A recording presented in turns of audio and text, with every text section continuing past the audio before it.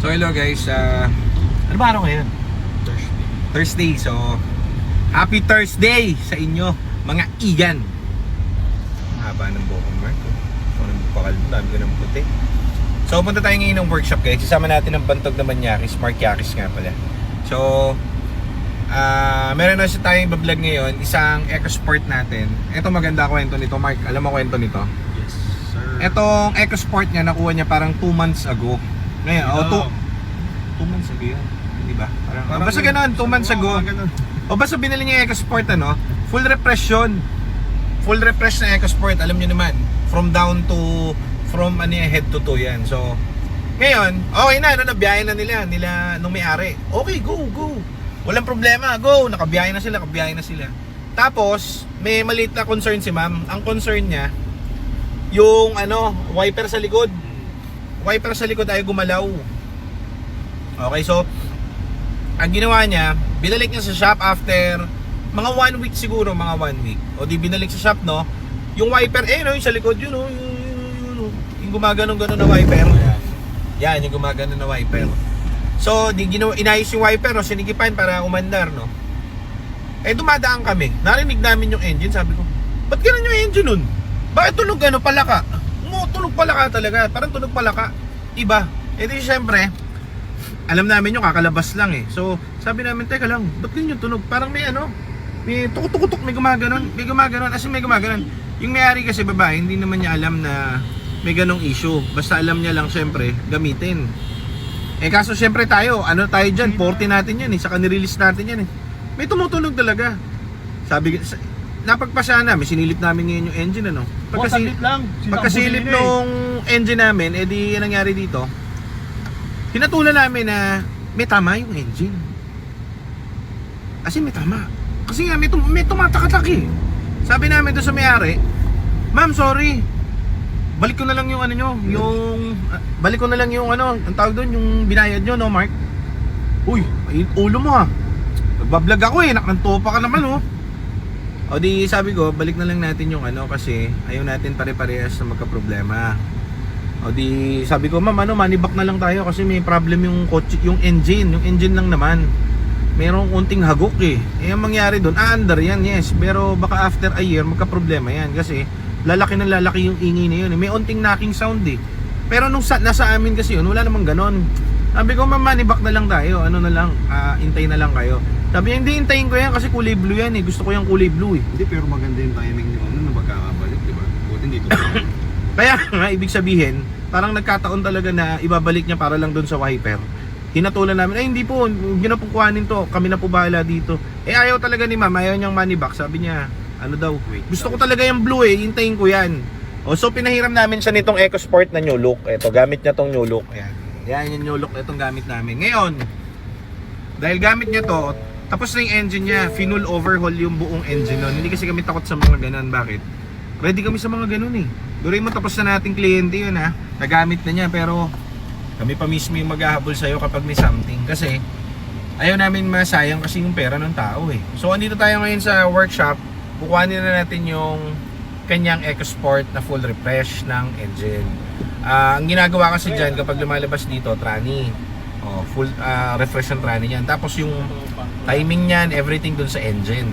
Kaso may nagkakaroon ng times na inaabutan yun sa kliyente pagka ginamit. May ganun eh, jackpot kung tawagin. Brand yung nagkakaproblema eh.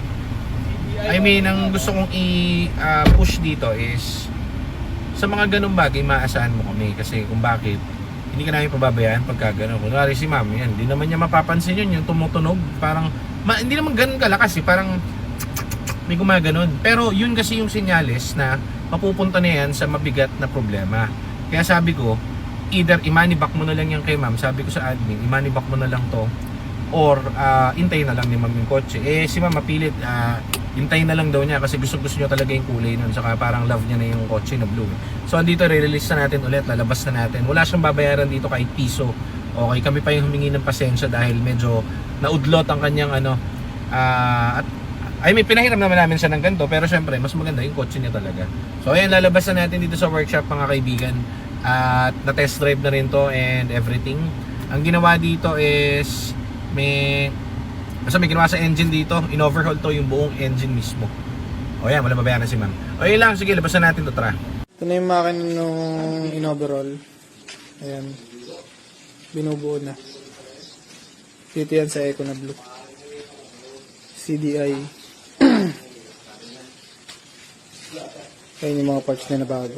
Belt, water pump, tsaka belt. Ganyan. Ikot ka na. Ang ganda. Ayan.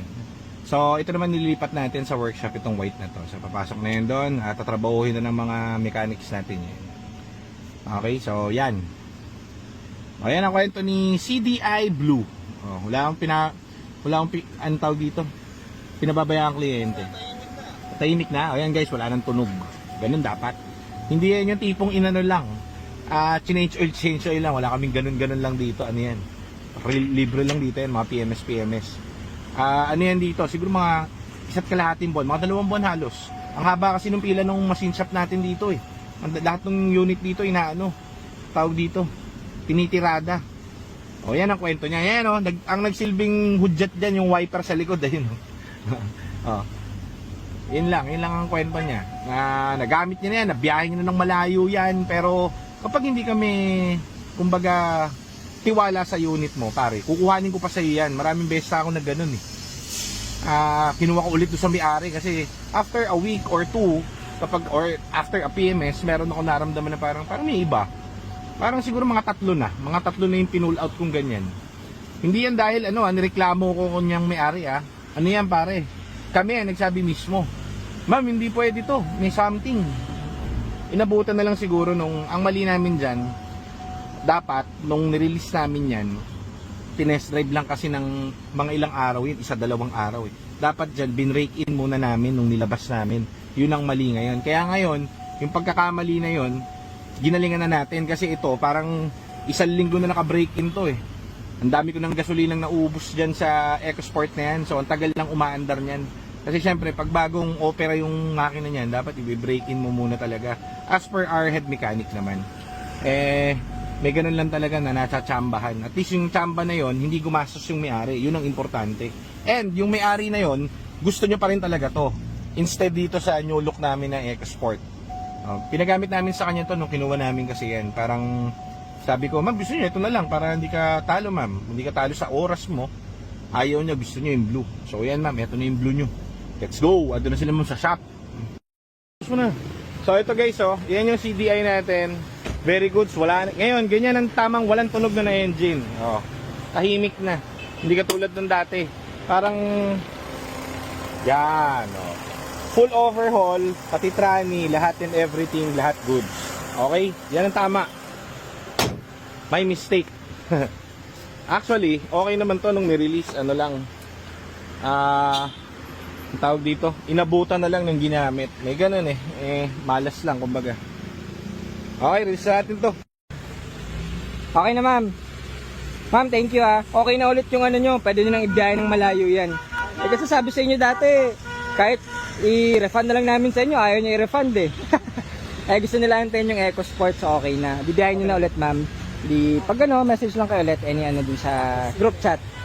Hindi lang natin napalinisan ng maayos. Kaya po na. Punas na lang ma'am. Pero at least yan, lahat okay na ulit yan, everything. Bagong overhaul yung engine. Thank you so much. Yes, tawag lang kayo or message sa group chat. Thank you ma'am. Sir, thank you so much. Ingat po kayo. Thank you po. Thank you. Ingat po. So, ayun, late na si ma'am. Nagmamadali. Hindi natin napalinisan. So, ito guys, in-overhaul tong kotse. Na-release natin to last month. Ang nangyayari is, actually wala namang sira yung kotse. May konting doon, parang medyo maingay yung engine. O di sabi namin, ma'am, gusto mag-change ng unit para kung ayaw nyo maghintay. Kasi yun nga, edi pina-overhaul na rin namin. Nangyari nga lang is, kahit refund namin, sabi, ayaw ni ma'am, gusto niya yung kotse na yung black edition Pogi. So ngayon, inayos na namin lahat. Nag-provide na kami ng service kina ma'am. So, okay na ulit at gamit na. Ma'am, thank you. Ingat po kayo. Kasi madam like a boss, di ba? Ayan. So, ingat po kayo at okay na EcoSport nyo. And on to the next tayo. DTA Cars, maraming salamat.